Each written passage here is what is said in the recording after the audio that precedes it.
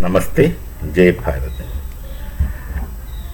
Politicians normally talk about equating RSS with the terrorist, jihadi terrorist organizations like the Popular Front, etc.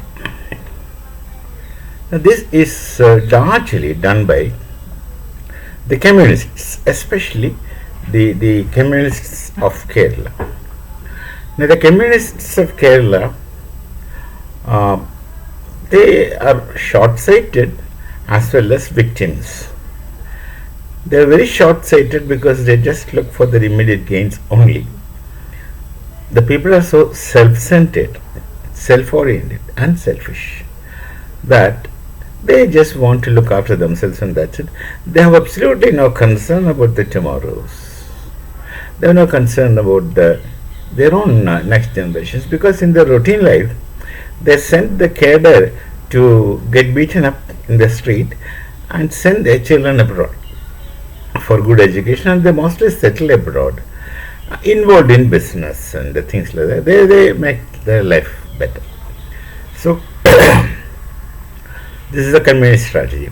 Now, to continue getting support, the communists, they took they blindly support whatever Islamic movement, and the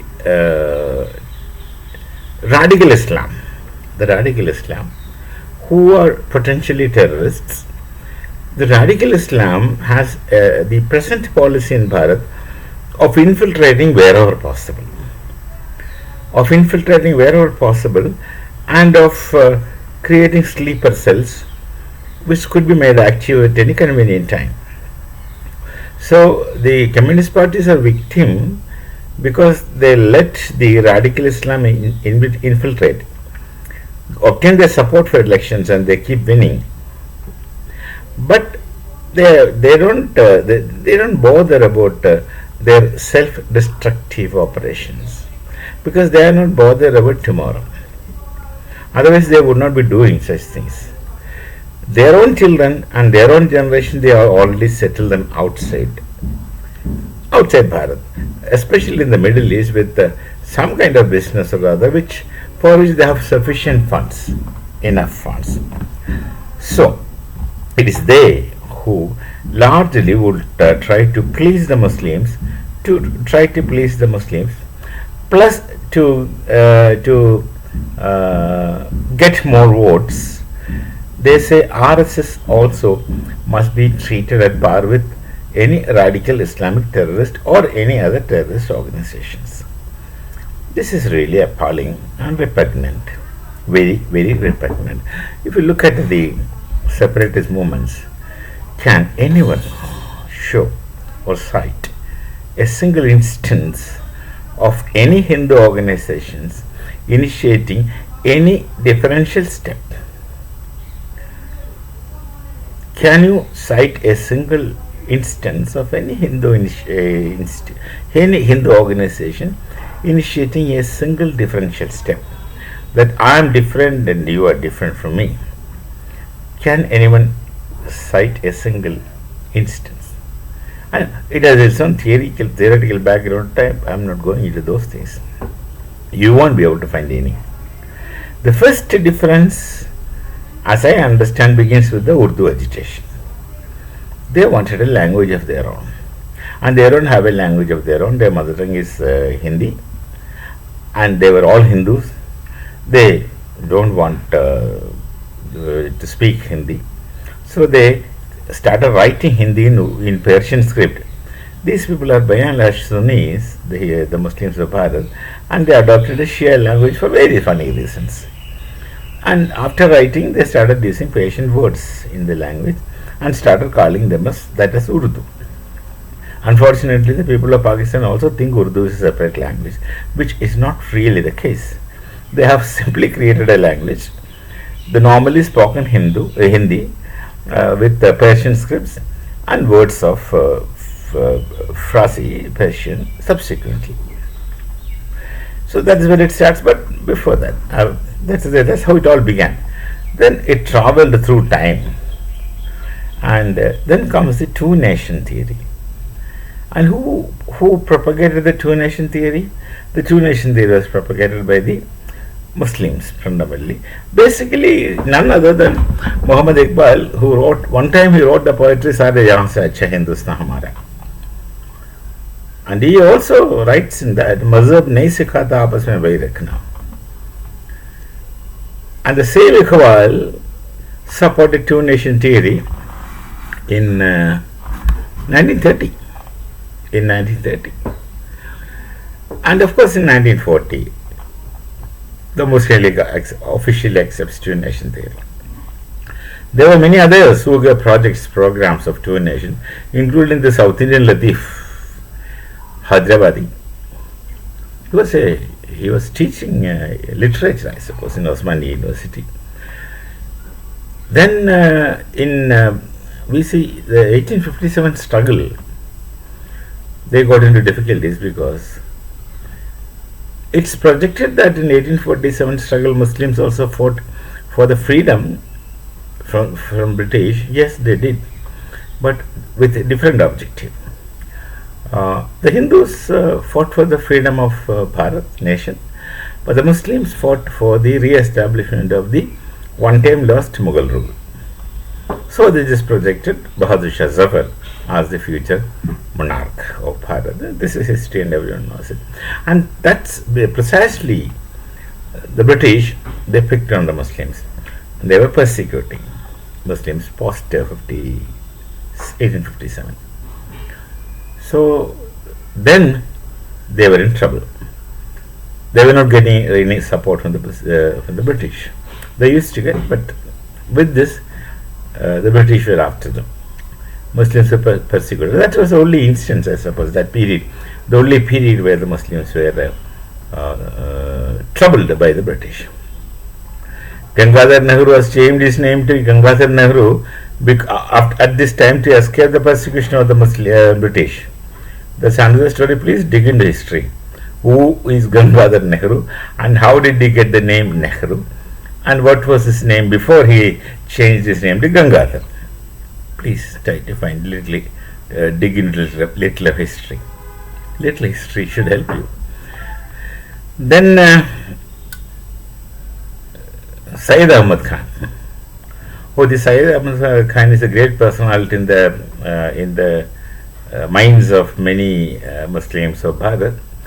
So he wanted to get rid of the situations. He wrote a book. What was the name of the book? Loyal Mohammedans. Loyal Mohammedans. He wrote the book. That was in 1860. He wrote the book. And Syed Ahmad Khan became so close to British. He tried his best to win the favors of British. So much so, Jamaluddin Afghani abuses him and calls him nasty names. There's a book which he wrote in Farsi language, which talks solid things about him, which I don't want to speak.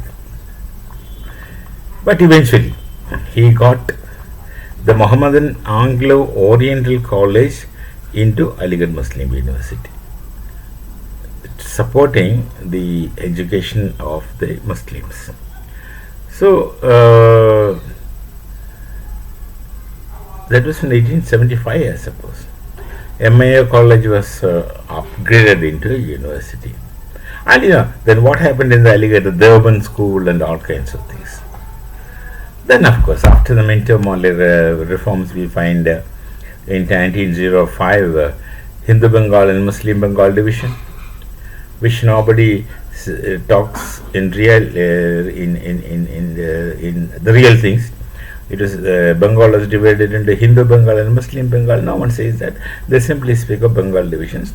Kudos to the people who wrote history, leftists and Islamists.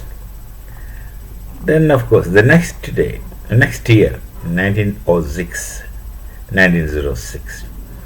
with the blessings of the Nawab of Dhaka, All India Muslim League got formed. In 1906, AML was formed. And they continued, so the British hated The British display continued, and Muslims were desperately trying to win favors of British, and they continued. And they got in again to the in the good books of British. They did not fight for the freedom of Bharat at all. They continued to be with the British until in 1919 the Khilafat movement took place. We have Bharat people have got nothing to do with Khilafat movement. That is something that is happening in Turkey, and that was the time they spoke against British. Till that time, they were obedient servants of British. They had no, I mean, the AML had nothing to do with winning freedom for Bharat in any case. Then this, look at the situation. All the movements from Hindu organizations were not proactive, were only reactive. The Muslims do something, then the Hindus react. So always the initiation was from the Muslim side, and the Hindu had to react. Hindu did react. If the Hindu did not react, things would have been very, very bad. Today we would have been another Afghanistan. Look at 1905 Bengal division, 1906 All India Muslim League, 1919 Hindu Mahasabha. So when they do it, then we react. Then 1919 Gandhi supports Khilafat, though many people like Rabi Thakur asked him not to do it. Then of course we formed the 1925 RSS was formed, and 47 divisions, 48 unsunk. So you just can't accuse RSS. There was no proactive movement from the sunk side. It is always reaction to the atrocities of Muslims, which the Hindus of Bangladesh have just started recently, because they can't help it, otherwise they will go extinct. Or they should ask for a separate Hindu Bengal. They should, I suppose, ideally.